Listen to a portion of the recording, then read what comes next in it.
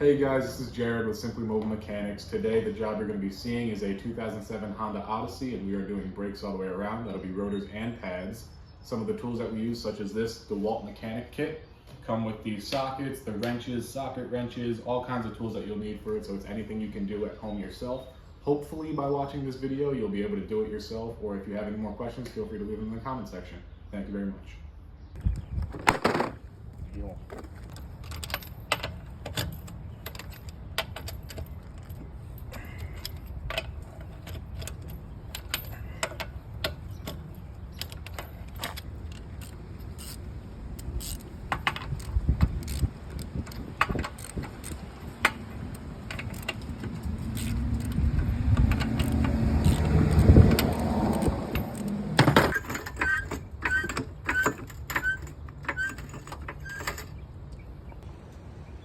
Just to make sure it doesn't roll.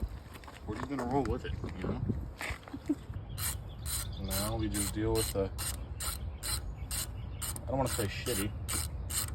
I mean, it's not a bad kit, but we'll call this the at-home mechanic set.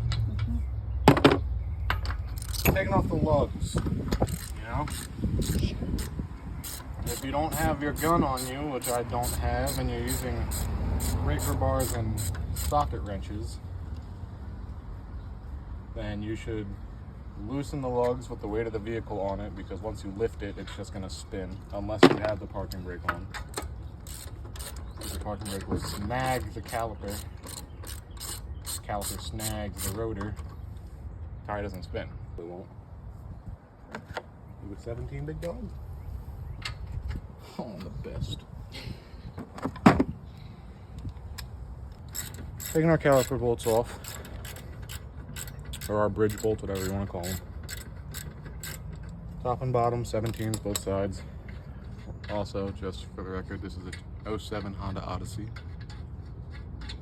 So I'd like to think I'll have no problems, because Honda, but it's also me. So we'll see how it goes. Before I take that bottom bolt off, though, I am going to take off one of these slide pins, just to see how much movement we have and if it's seized up or not. Why you like this? See this? Look at this. This is stupid.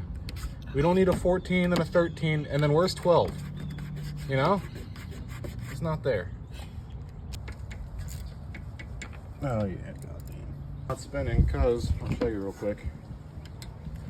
When I spin the back slide pin, the little bolt guy, this nut is moving with it, so it's actually not moving out of the threads at all.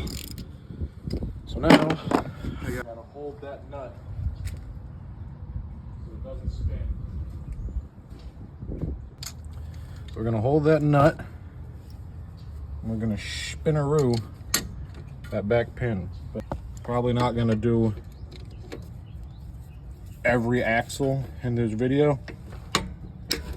There you go. However, I will do opposite sides, so I'll probably just run, right now we're on the right rear, and then I'll show you guys the left front. Like this caliper is, ugh. This thing does have over 200,000 miles. So, oh, that was way easier. That's money right there.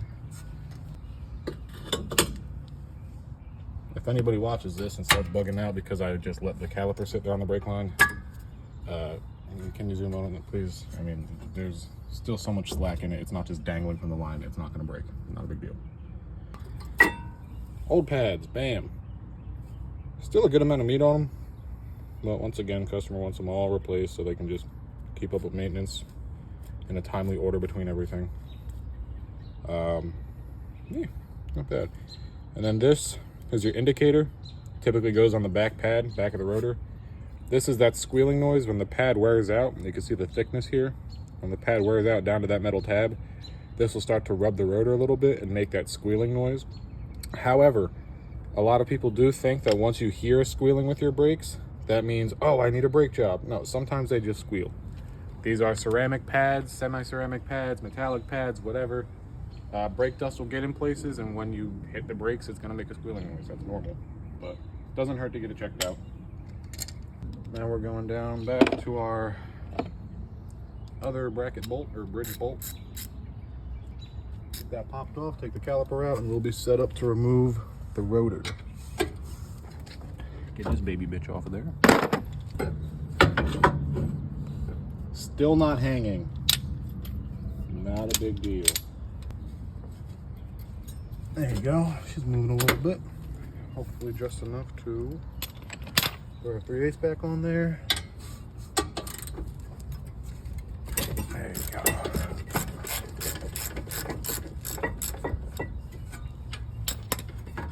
She's coming. Bada boom. Bridge out. Oh wow.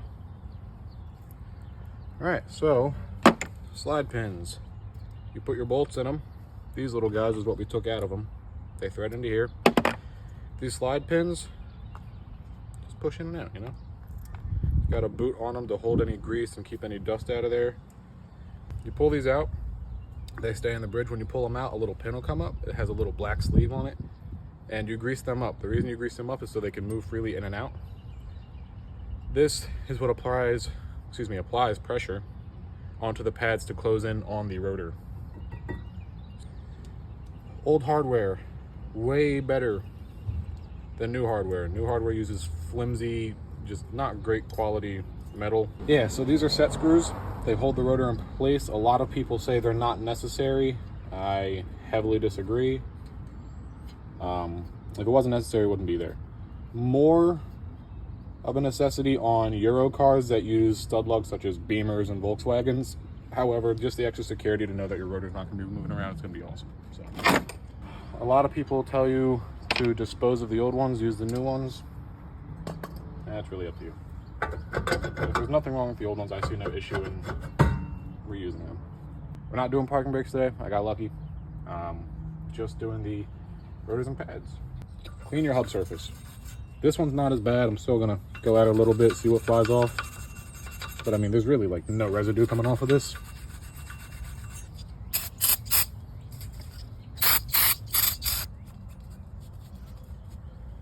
Boom, brand new.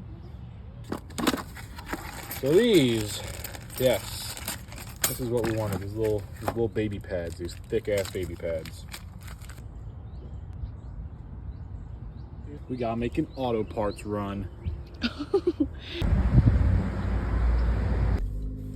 don't like this lube because it's purple, but it is brake grease. Just gonna rub some around the hub. This is your mating surface, the hub. So just a little bit, you don't need a whole lot. A lot of people like to coat that shit. I don't see the point, man. So you got your two screws right here. This is where our set screws for the rotor went in. So you want to look at the holes on your new rotator and line them up. I would have liked to have used the threaded holes on the rotor too. However, it's not lining up just because of the way it's made. And if you go too tight, you will strip it out. There you go. Got our nice guy here. You know, front pad is bare. It's just a raw pad, nothing on it. Pretty simple. They have these black backing plates on them. They should come with them on. If they don't, which I couldn't imagine why they wouldn't, just transfer them from the old pads. The old pads do have them as well. And indicator goes on the rear. Also, indicator goes on the bottom.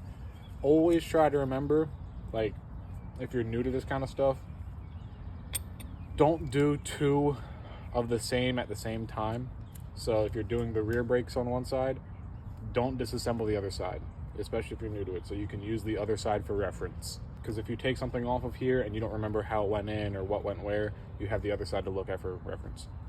Indicator was on the bottom, so you got to make sure you grab the right pad. As you can see, these aren't the same when you line them up. Excuse me. Indicator's on the top for this one, it's on the bottom for this one. Indicator should be on the bottom. Just gonna slide in here.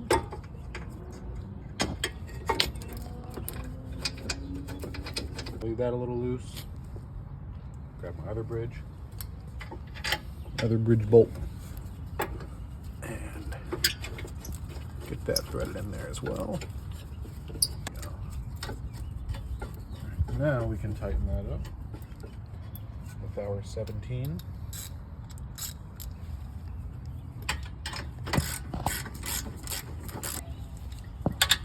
the bottom one.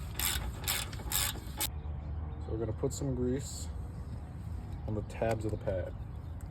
So I know that's it because that lines up and it's not the indicator. So we're just gonna put some on the tab. Little press in here. There you go. All right. There you go. That went in pretty smooth. If you're familiar with different lubricants and greases, anything similar to brake grease will work pretty damn well.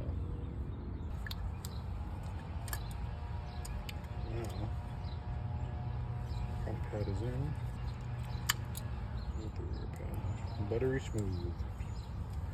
I try to carefully get this over the rotator whilst still being able to get those bridges in. One last time. There you go. That's one.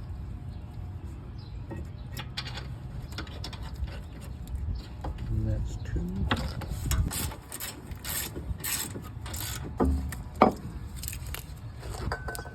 And we're going to place it right on top for right now.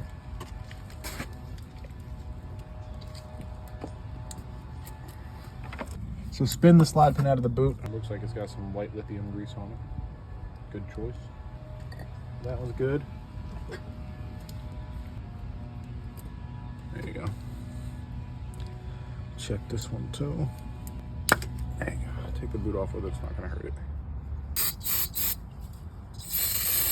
Get that old dry grease off of there. Wipe off the pin. Just get some grease. You don't need a whole lot. Enough to kind of coat it. So if you have too much grease, it could actually back up the boot for the slide pin. So I try to avoid putting it on this little black sleeve. So if it goes that deep into the slot, that's what will happen, or can happen. It doesn't happen all the time, but it can. So now that I put this in, it should go in buttery smooth.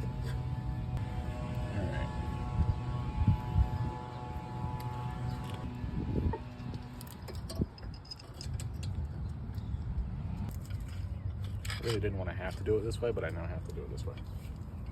There you go. Now it should fit over.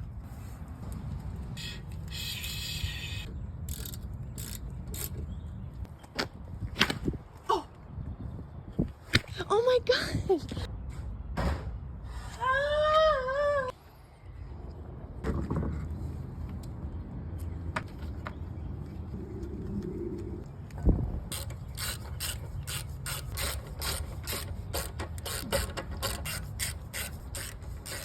God damn. And when you torque it and I get it on the ground, I'm going to start with this one, bottom left. Then you go up, down, left, right. Just like if you were drawing a star or anything like that.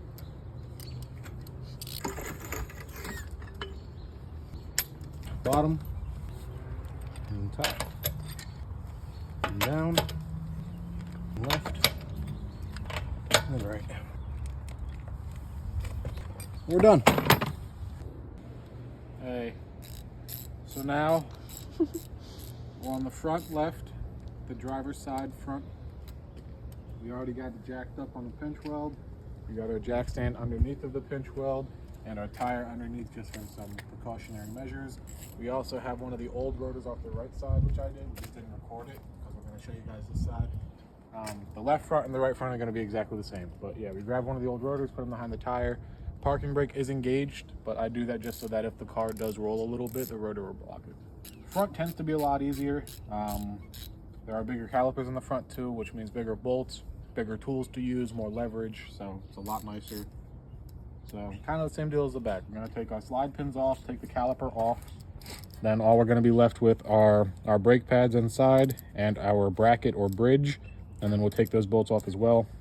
One thing that is different is, I don't know if this is just from the last person who worked on it, these holes here, which I showed you guys in the rear, are for set screws. Right here, you can see the little 4 holes around them, are for the set screws to hold the rotor in place. These don't have any in them, so these don't have minimum. Not a big deal. It'll still work the same. Once you get the tire and the caliper back on, it'll hold the rotor in place regardless. That is just like a little safety thing that they put on these. So. The other nice thing about the fronts is they weren't as kind of glued together as the rears. So I showed you guys on the rear, this nut right here, was spinning with the slide pin. However, that is not the case on the rear, or excuse me, on the fronts right now, which is fantastic, making this a lot easier. And being able to use that 3/8 on the front as well is making this easy as well, because once again, more leverage off of the tool. We got our front now, onto our bottom. One big thing too is a lot of people buy mechanic kits, which is like this one that I have underneath of me. They are awesome for just doing simple stuff. Oil changes, brakes, just really basic jobs you can all do at home. One thing outside of that I do recommend buying is a breaker bar for these bolts that end up getting a little jammed up. Push that on the caliper now that we got both slide pin bolts out. And a little bit of leverage, nothing crazy, it's not like super jammed in there. Bada boom. So inside of this caliper, we have 2 pistons. These are the pistons that push the pad that squeeze around the rotor. We have 2 in the front. It's just a bigger setup, so it's just kind of built that way. When you go to push in the pistons, if you try to do one at a time, the other one will come out. So as you push this down, this one will come out, which is why another tool you'll probably end up needing is this caliper depressor. You put this inside of the caliper and it'll ratchet like a socket wrench. And as you do it, it expands. And I will show you guys this once I get to it, but that's really the premise of it. So you could push in both pistons at the same time without one getting caught up. The fronts also came with these little retaining clips. Just clips that go in. The pads have holes in them to hold the pads kind of squeezed onto the rotor. Not a necessary thing, just another precautionary thing. The new pads that I purchased came with the clips, but don't actually have the holes in the pads. So I'm just going to run them without. It's not a big deal. Pads aren't going to go flying out or anything like that. So, and then for those of you that are kind of catching on or might be watching this that already know about this kind of stuff, there is a lot of meat on that pad. I mean, shit, that almost looks brand new. However, I was told to replace all pads just so that they can keep up with maintenance all at the same time, and I'd have to do fronts and then rears, or one front and then one rear, and that kind of thing. So this was their request, so we're just gonna leverage them both out. Same thing as the rears as well. The indicator that I told you guys about, that'll let you know when your pads are low, because it'll start squealing once it rubs the rotor. It goes on the back of the rotor on the bottom, and that's just how you know when you get your pads in, how to organize them and what goes where. And the slide pins are like really smooth still. I'm assuming front pads were done within the past year, so I might not even bother greasing these up because I don't want to put too much grease in them. And I mean, they're moving really well, like super fluid, no effort putting in. Still gonna wire brush the surfaces, just clean them off, clean off the hub a little bit, grease up the hub so it doesn't mate and, you know, stay bonded to the hub surface. But the front's looking a lot easier right now. Once again, I'm assuming work was done recently to it. Slap it on the bottom bolt right here.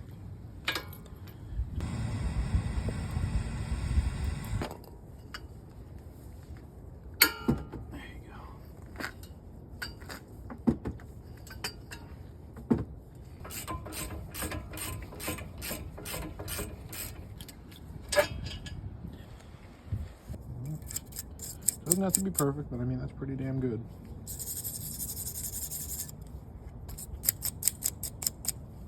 Mind you, this flap stays inside of this gap. If you ever see it clip out like that, don't let it stay like that. The reason it's in there is when you slide the tab of your brake pad in, this will kind of put pressure on it so that it stays in this gap and it stays nice and tight. Our new pad right here, which, I mean, you saw how the other ones were. Even now, I mean, these new pads still have more life than the other ones do. Stock, they just use really thick pads, which was pretty cool.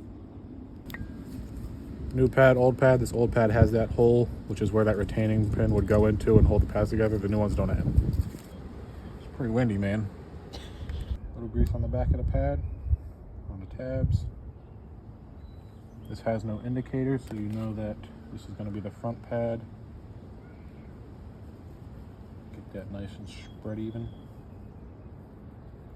I mean, rotor coming off, that easy. There's no set screws, like I said. The fronts don't have them in, so.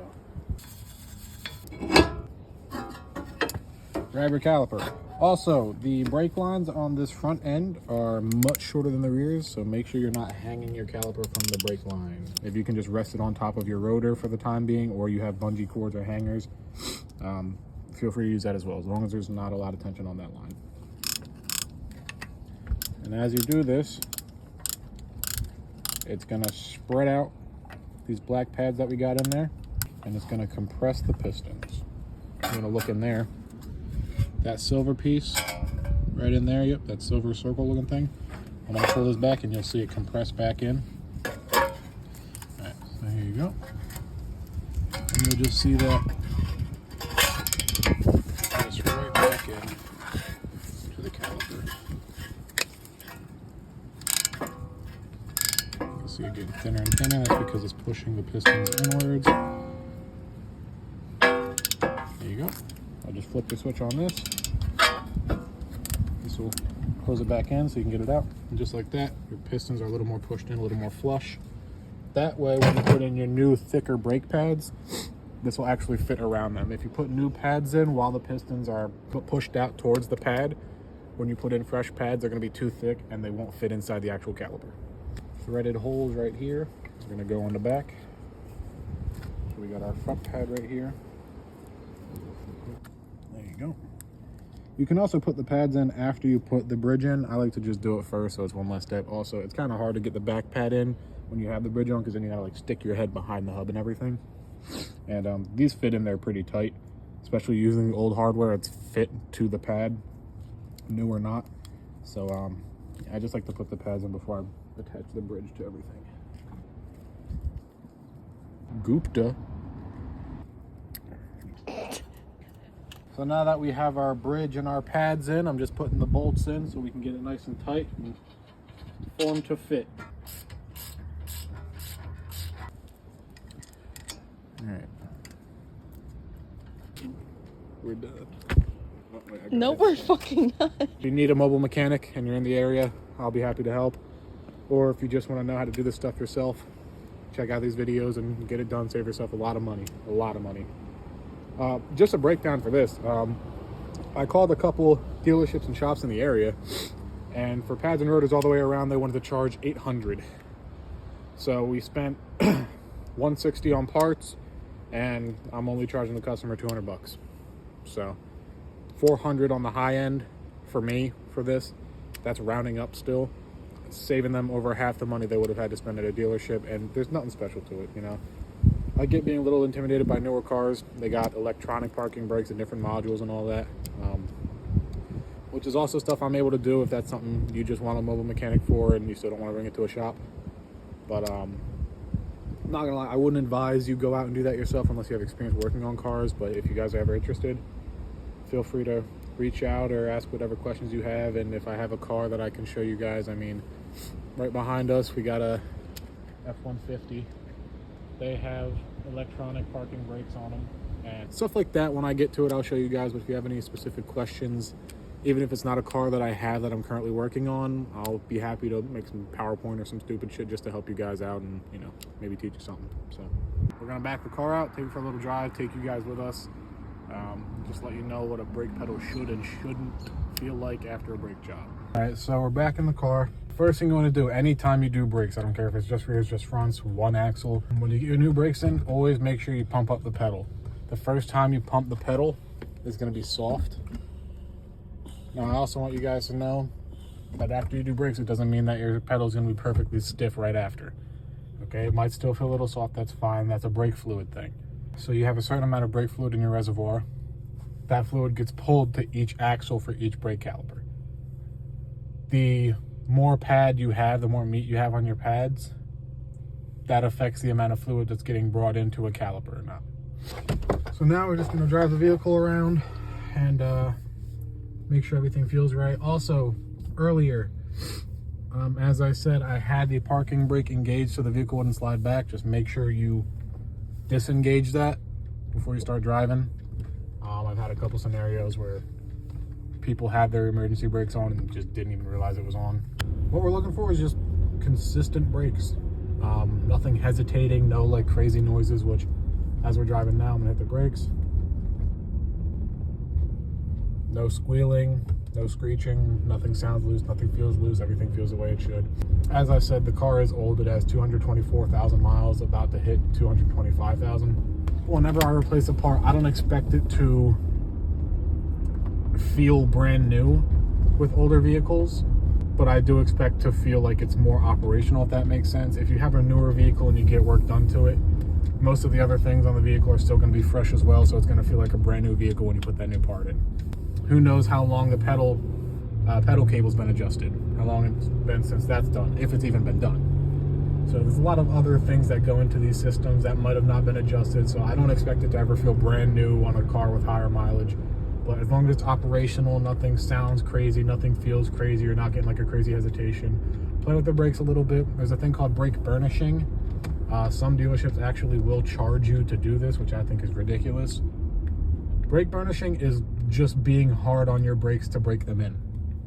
A lot of people do it to help with brake noise. All you're doing is you're getting up to a certain speed, typically around 50 miles an hour, and you apply a certain amount of brake pressure for a certain amount of time. So if you get up to 50, 55 miles an hour, you hold the brakes for about 10 seconds, but you want to keep the pressure of the brakes at the same spot. So don't gradually push it in, just kind of press it and hold it where you're at, but make sure it's a good amount of pressure. But we're gonna get about 50, make sure there's no one behind us, which we seem to be good on. And then once we hit 50, hold on a second, get a little bit higher. Then I'm gonna hit the brakes. See that drop consistently. Vehicle's not pulling in any direction. You see the speedometer dropping at the same rate. We're just going to pick it back up. Do that a couple times. That'll break in your brakes. It'll warm it up. And if everything feels good, then you're all good. If you live in a busy area, just driving normally, hitting your stop and go kind of traffic, that'll be good enough too. I do encourage people when they're done doing a brake job to try to hit the car in every kind of condition you can, whether it's high speed down to low speed or low speed down to, a full stop or, an aggressive braking situation. Just to break them in, give the brakes a chance to form to every situation, and then that also gives you the chance to make sure nothing's loose or anything like that. Any questions you guys got, feel free to leave them in the comments. Anything with newer cars or cars like this.